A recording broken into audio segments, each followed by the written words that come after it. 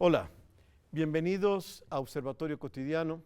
Soy Fernando Castañeda y el día de hoy vamos a conversar sobre un tema pues realmente muy importante o que ha sido objeto de discusión en la prensa y que está en los medios hoy en día por la intervención del ejército, por el papel del ejército que hoy juega en el combate al narcotráfico, y es el tema de la Ley de Seguridad Interior. Para conversar sobre esto nos acompaña la diputada Marta Tamayo, que es del Partido Revolucionario Institucional y que además es una persona que ha estado muy involucrada en este proyecto de Ley de Seguridad Interior. Gracias por estar aquí, Marta. Por el contrario, gracias a yo. Gracias la doy yo. El doctor Raúl Benítez Manao, investigador de la UNAM, actualmente analiza la relación entre seguridad nacional y crimen organizado en México y Estados Unidos. Raúl, gracias por estar aquí. Gracias, Fernando. Y Marta Singer, que es investigadora de la Facultad de Ciencias Políticas y Sociales de la UNAM. También, Marta, muchas gracias. Muchas gracias por estar aquí. Pues la invitación y la oportunidad de estar con ustedes. Bueno, empecemos por lo básico. ¿Por qué una ley de seguridad interior?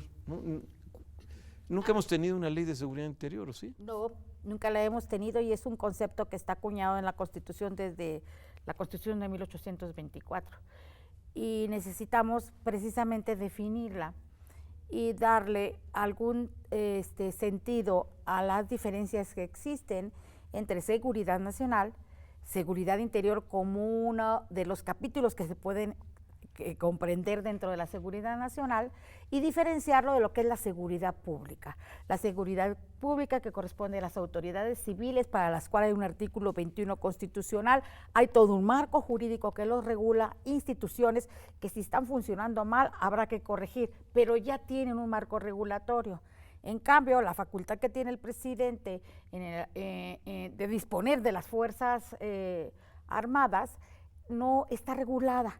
Y es una laguna que hay que llenar, que hay que colmar, porque ahora mismo el ejército está presente en 24 estados del país. Hoy en la mañana en una reunión me decía un sonorense, ayer llegaron 1000 policías militares a Sonora. ¿Y tú sabes a qué van? Pues no. ¿Sabes dónde van a trabajar? Tampoco. En cambio, con una ley de seguridad interior que regule las salidas del ejército y desde luego su regreso, habrá que darle certidumbre desde el momento en que una autoridad tan alta como es el presidente tiene la necesidad de disponer de ellos, tendrá que fundar y motivar su determinación, justificarla y publicarla, notificárselo a la Comisión Nacional de Derechos Humanos y en el periódico oficial a todo el resto del mundo, de forma que tengamos certidumbre jurídica de esa disposición de las Fuerzas Armadas para, en último de los casos, acompañar a las autoridades locales en la solución de un problema. El crimen organizado ha ido creciendo al grado de que ya se sale del contexto de una seguridad pública ordinaria. Un policía municipal que apenas tiene para comprar las balas de su pistola, es imposible que lo enfrentemos a un crimen organizado que está bien armado, estructurado, con capacidad de comprar conciencias y cuánta cosa hay. ¿Y no puede haber una policía que Claro lo haga? que sí, y es lo ideal, pero esa discusión y ese tema tiene que ir en paralelo en la generación de otras leyes. Ahorita mismo se está estudiando si debe de haber un mando policíaco único o un mando policíaco mixto. Hay intereses políticos detrás de ambas posiciones que han impedido que se pongan de acuerdo. Si esperamos a que las policías, que nos pongamos de acuerdo en ese tema y las policías se capaciten, se certifiquen, tengamos la capacidad que deben de tener las fuerzas policiales civiles, entonces pues el crimen organizado termina en mi estado, en Sinaloa, con todo lo que es institucional, y en Tamaulipas también, y en Guerrero. Entonces, algo se tiene que hacer, y la salida que está haciéndose de facto, solo colgada de la facultad del presidente, de su disposición de las Fuerzas Armadas, debe de ser regulada para que tengamos la certidumbre los ciudadanos de a qué atenernos con esto. Es decir, una laguna legal que hay que colmar. La otra, que sí tiene una regulación, porque hay incluso consejos de seguridad nacional y de secretariados y demás, pues hay que revisar si están funcionando o no. A mí me parece que es un problema estructural que se puede atender y que se puede enmendar por la vía legal lo que haya que hacer, pero si nos esperamos a que se haga esto antes de ponerle normas al ejército, al propio presidente y darle conocimiento a la ciudadanía de lo que está pasando en cada uno de los casos, pues perdemos un valioso tiempo. Raúl. Bueno, a mí el debate me parece un debate necesario, pero ubicado en los tiempos políticos en que está viviendo el país, donde hay un acumulado de 10 años de participación de las fuerzas militares en el combate al narcotráfico, como lo señala la senadora, y evidentemente, perdón, diputada. Bueno, próxima senadora.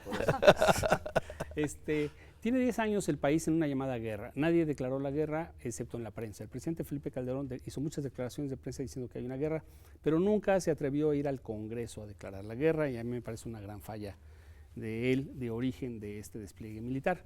El tema es que si se ha intensificado la presencia de los militares en las calles. Hay 50,000 militares desplegados haciendo labores de seguridad pública y muchas otras que no son propiamente militares.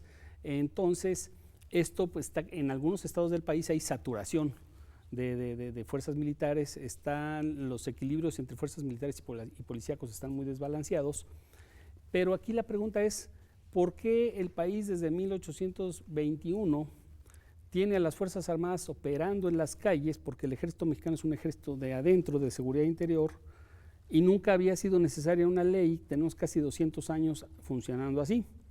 Y ahora sí se reclama una ley de seguridad interior. Entonces, la pregunta es política. Yo creo que hay la democracia y el desequilibrio entre partidos, fuerzas, gobernaturas, poder federal, municipios, lleva a una especie de intento de que no haya una situación fuera de control por parte de algunos que creen que puede llegar o un presidente que no respete algunas instituciones, o otro presidente del PAN que pueda cambiar las cosas como están, o incluso un presidente del PRI que tenga otra orientación del rumbo del país. Pero a mí me parece en este momento innecesaria una ley forzándola al final del sexenio para una regulación de esta naturaleza que tiene mucha polémica en el contenido de los proyectos que se han presentado. Marta. Bueno, yo creo que estamos tocando un tema que prácticamente se ha vuelto muy mal visto que hablemos de él, ¿no? Diariamente estamos escuchando en los medios al propio presidente de la República pidiéndonos que no externemos nuestras opiniones sobre el ejército, que el ejército es una institución que debe de ser intocada, sobre la cual no se deben de emitir críticas, excepto que éstas estén fundadas.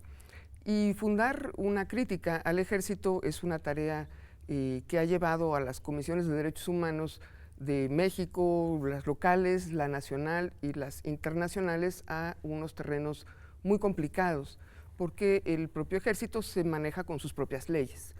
A mí me preocupa mucho que se esté discutiendo una ley de esta naturaleza en este contexto, en un contexto donde la discusión se limita a el cuerpo estrictamente de las cámaras, donde otros grupos interesados no están participando en el debate, y sobre todo una ley que no está tocando, por una parte, el tema de cómo se juzga los malos actos del ejército cuando está en las calles, y se sigue manteniendo ese tema como un derecho reservado a las propias leyes del ejército, porque el ejército también tiene sus normas, o sea, sí ha habido normas, pero son de ellos, digamos, de la institución. Y por otro lado, me parece que en el texto, no lo recuerdo de memoria, pero en el propio texto hay una cierta ambigüedad que permite o autoriza el ejercicio por parte del presidente de la República de sacar a la calle al ejército cuando lo considere necesario, sin que se establezcan exactamente cuáles son esas condiciones. Lo que ha dado lugar, y creo que la ley así está quedando, en la Constitución. Y eso, digamos, daría pie a que el texto constitucional, que es amplio y, digamos, ambiguo, no quede precisado en la ley y por el contrario se abra una puerta para que en casos donde la situación política es álgida, pienso por ejemplo Guerrero en las elecciones de 2015, donde había los riesgos de que no se instalaran urnas, sea momento adecuado para que el presidente pueda decir, tengo una ley que respalda que yo saco al ejército y quito de la calle a los rijosos.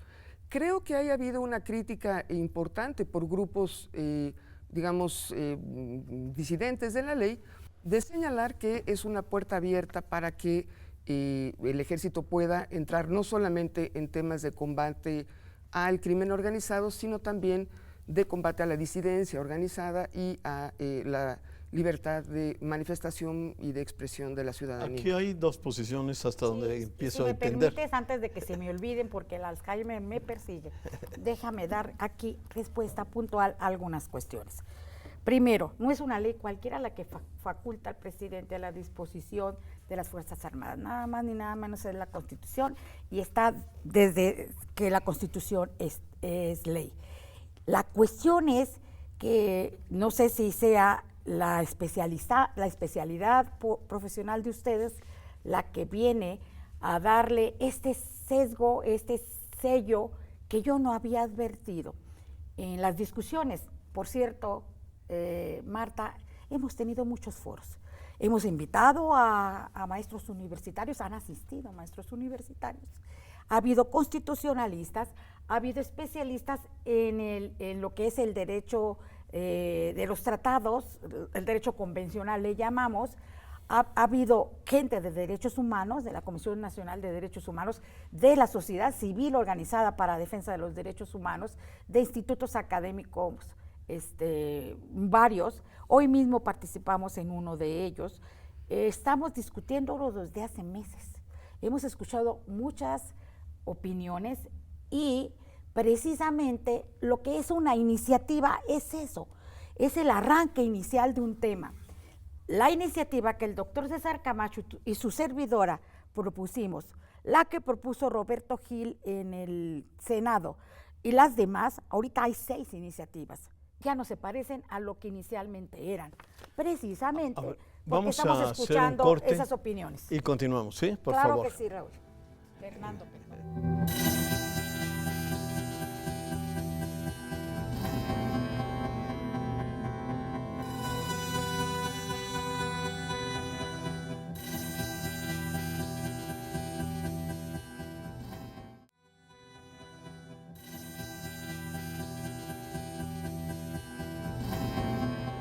Regresamos. Bueno, aquí hay opiniones encontradas, que eso es bueno para que podamos enriquecer esta discusión. Por un lado hay la idea de decir, en 200 años este país no ha hablado, en los últimos días ha habido varios comentarios y intentos y proyectos de una ley de seguridad interior, pero en 200 años no había habido ninguna y un argumento es decir, bueno, esto tiene que ver con la necesidad de que en el juego de las alternancias del poder haya más control del ejercicio presidencial, ese es uno. Y Marta, que estaba hablando más bien en sentido contrario, ¿no? De si esto le da más poder al Ejecutivo, ya no para los temas de seguridad nacional, sino de seguridad interior para en un momento dado tomar decisiones de que el ejército actúe en determinadas cosas, si te entendí bien, ¿no? Por favor. Hasta ahora, aquella iniciativa que era solo un punto de salida, que ha ido incorporando las opiniones de muchos especialistas, de gente que tiene la visión como ustedes desde otras perspectivas y que nos han hecho ver muchas cuestiones, la he venido enriqueciendo. Y hay un artículo que inicialmente nosotros lo teníamos, dijéramos, imbuido en el texto, pero ahora lo decimos con toda claridad. No hay ninguna posibilidad de que el ejército salga a reprimir ninguna manifestación social, ni pacífica, ni hecha conforme a la ley, ni nada, y menos electoral. Nada de eso está comprendido aquí. Creo yo que se está sospechando demasiado de la regulación de algo que ahorita no está regulado. Ese es el problema. Una interrupción. Sí. ¿Y cómo es que la ley protege a los ciudadanos de que sí puedan estar Enterándolos haciendo... para empezar. No, de que la ley, ¿en qué sentido la ley establece garantías para que el derecho de manifestación pueda darse sin riesgo de la represión del ejército? Podemos oponernos a los actos de autoridad cuando sabemos que existen y los motivos que tienen. Pero la ley, no estamos enterados ahorita. La ley deja una puerta abierta para que el ejército, si las cosas se salen de control desde el punto de vista de quien puede dar las instrucciones, mande al ejército y ya no solamente a las fuerzas de contención. No, nosotros los tenemos establecido con toda claridad. Es cuando están rebasadas. ¿Qué quiere decir rebasar a las autoridades? Primero, que no tengan la misma respuesta o capacidad de fuego, la misma capacitación, el mismo número, que el crimen los rebase en todos estos elementos y se pongan en riesgo las instituciones, la vida normal de alguien. Es decir, si aquí viene el crimen organizado y empieza a trastocar la vida universitaria, yo supongo que a la autoridad universitaria le va a interesar ver cómo detenerlo. Bueno, pues es lo mismo en la vida social. Pero a ver, en el una gobierno. pregunta, ¿por qué eso no es seguridad nacional? Lo es. ¿Y por qué? Es que seguridad interior es seguridad nacional. Es la gran diferencia. La seguridad pública es el policía municipal o estatal o federal que va y atiende un crimen específico. Pero cuando ya hay una red de trata, una red de crimen organizado que trasciende no nada más una ciudad, sino entidades y pone en jaque a las instituciones del país, entonces la seguridad pública asciende de nivel y se convierte en un problema de seguridad interior. Fernando, la preocupación de los opositores a la ley son los derechos humanos. Sí, claro. Que es lo que señaló Marta. El argumento que esgrime la diputada se puede usar. Todos los documentos del 68 dicen la policía de la Ciudad de México fue rebasada y era necesario el uso del ejército. El presidente en el informe presidencial de 1969 lo dijo así y dijo: yo asumo la responsabilidad porque la Constitución me la da y soy el responsable máximo de todo esto. El presidente de Sorda lo dijo, fue rebasado la estabilidad de la ciudad y fue rebasada la policía y se usó al ejército. Aquí las preocupaciones son de derechos humanos y yo voy a retomar un concepto que desarrolló la diputada, la Constitución. La Constitución mexicana es una cosa ambigua, conflictiva entre sí, entre sus distintos apartados, y hay una pugna entre leyes garantistas y leyes securitistas. La Constitución mexicana tiene el artículo primero reformado en el 2011 que da amplia solvencia al tema de los derechos humanos, pero tiene el artículo 29, que es el que trata de regular esta ley de seguridad interior, que dice que se debe en estado de inestabilidad y de rebasamiento del orden institucional se puede decretar estado de sitio y usar a las fuerzas de seguridad nacional para el control. Pero hay otro artículo que es el 129 que dice que los militares solo deben de estar en tiempos de paz en los cuarteles y no en las calles. Entonces, están en las calles, pero no hay declaración de guerra ni nada por el estilo. Y entre esos artículos está el superartículo, es el artículo 89 de la Constitución, el que regula las atribuciones del presidente. El presidente puede ordenar lo que quiera. En Estados Unidos se hizo una ley de seguridad interior en octubre del año 2001, después de los ataques terroristas, y permite intercepción de comunicaciones contra sospechosos del terrorismo y todo esto, pero le da atribuciones al Poder Judicial que sea el que decida, y le da atribuciones al Congreso de los Estados Unidos para pedirle al presidente información precisa del despliegue militar.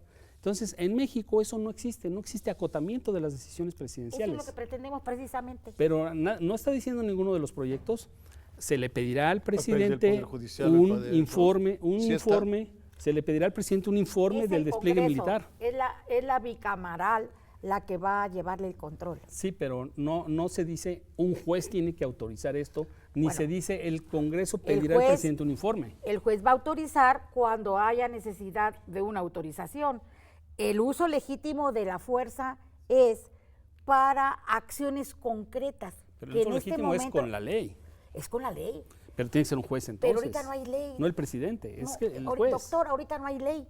Pero la ley no establece ese tipo de mecanismos que No establece el garanticen, mecanismo. que garanticen la supuesto. interpretación de la gravedad de las circunstancias. Ese es el tema. Es más decir, importante. cuando se rebasa, ¿no? A mí eso me parece que es un punto clave. Se rebasa cuando tenemos manifestaciones por toda la República que están poniendo en Por riesgo supuesto que no. la paz social. ¿Cómo se mide la capacidad, usted dijo, de fuerza armada del enemigo? El caso Si el concreto es la enemigo- delincuencia organizada, ya lo señala la Ley Pero de la Seguridad ley no Nacional. es solamente para la delincuencia organizada. Ah, bueno, en no este caso, solamente. en lo que estamos pensando nosotros, sí es. Y se va a decir así, que la ley... Entonces, Ya debería lo ser una ley dice. contra la delincuencia Perdón. organizada. No, ya lo dice. No, pero debería ser una ley no de seguridad interior, sino ley de uso de la fuerza contra la delincuencia organizada. Perdón, ya lo señala la Ley de Seguridad Nacional, No. artículo 5. Perdón, claro que sí. En el artículo 5 de la Ley de Seguridad Nacional señala que son los fenómenos contra los que se deben de combatir. Hay riesgos y hay Amenazas. Sí. Es una amenaza. Y la amenaza que constituye el crimen organizado se debe de combatir. El problema es que es como si tuviéramos el derecho sustantivo para el combate, pero no tenemos el procedimiento, y el procedimiento es utilizar en el último de los recursos a las Fuerzas Armadas. Pero eso ya está, como usted dice, en la Constitución. No. Entonces, ¿para qué Esa es necesitamos? la Pero lo Constitución, pero no hay lo una que ley está- secundaria. Exactamente, lo que está bien, una ley reglamentaria. Pero yo regreso a mi pregunta. En realidad, no sé, pero ¿por qué llamarle esto una ley de seguridad interior?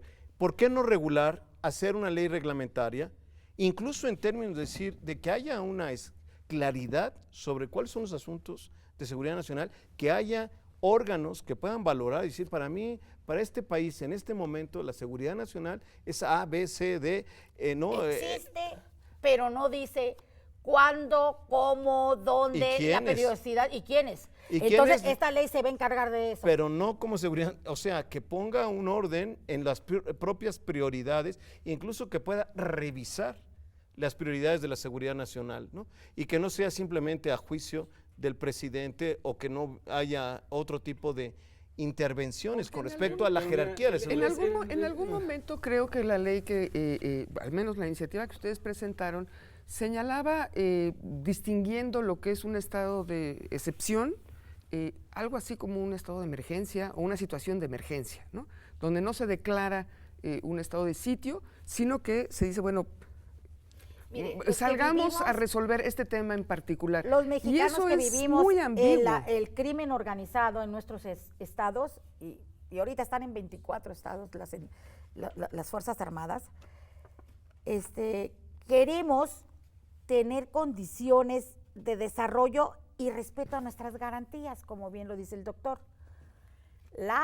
El estado de sitio o el estado de excepción pone en riesgo las garantías, pone toque de queda y pone ese tipo de cosas. Bueno, hay quienes dicen, oye, no, para que saques el ejército a las calles, declara un estado de excepción y suspende garantías, como pasa con el terrorismo en Francia, ¿sí? Nosotros creemos que puede coexistir nuestros derechos humanos con la actuación en el último extremo, ya que la Policía Municipal, la Policía Estatal, la Policía Federal no pudieron con el problema, con las Fuerzas Armadas para combatir al crimen organizado. Pero lo están haciendo de facto. Y en algunos lugares lo hacen muy bien y en otros lugares tienen grandes Por eso fracasos. hay que evitar que sea de facto, hay que darle Pero lo regulación tienen y un haciendo marco. de facto durante 200 años. No, señor, yo creo que de facto lo han hecho usted lo dijo al inicio, 10 años para acá. No, eso es la guerra al narcotráfico. Pues, El yo despliegue solo militar en seguridad interior es desde 1800. bueno, es cuando cada se quien habla. tiene su opinión diferente. Cuando dice usted que tiene 10 años la guerra al narcotráfico, yo le recuerdo que en el 75 y 76 yo estaba apenas iniciando mi carrera. Era segunda secretaria de un juzgado de distrito y resolvía 8 audiencias de fondo o amparos diarios. Pues me tenía que apurar porque le tenía que ir a ayudar al compañero de la mesa penal. Estaba la Operación Cóndor y la Operación Cóndor era militar y la Operación Cóndor se dirigió al combate al Pero narcotráfico. era combate, no guerra. Aquí la palabra guerra tiene un significado preciso. Pues pongámosle combate, pero en la ley no se va a hablar de combate, se va a hablar del uso como último recurso de las Fuerzas Armadas para en el caso de que se rebase la seguridad pública y se llegue a un estadio intermedio que es seguridad interior y que pone en jaque las instituciones nacionales. Ya se nos acabó el tiempo, decir pero una eso? pregunta. A ver si entiendo. La idea de seguridad interior es una ley reglamentaria de la de la seguridad presidencial. de la seguridad nacional. ¿Y por qué no hacer una ley más amplia, digamos, para que regule todo esto? Haya leyes reglamentarias para todo el tema de la seguridad nacional. Y sobre todo, Ese es perdón, para eso. O sea, esa ley es suficientemente amplia para regular esa facultad del presidente del 89, fracción sexta, y regular el procedimiento que se establece en la ley nacional respecto de las amenazas. Pero ¿por qué no incluye el tema de rendición de cuentas Por por parte del supuesto que sí. ejército? Y sigue manteniendo la reserva de que el ejército discute y resuelve sus problemas por separado. No, por supuesto que tema no. El ha ejército estado tendrá que tan en rendir, debate en estos últimos cuentas años. a la bicameral.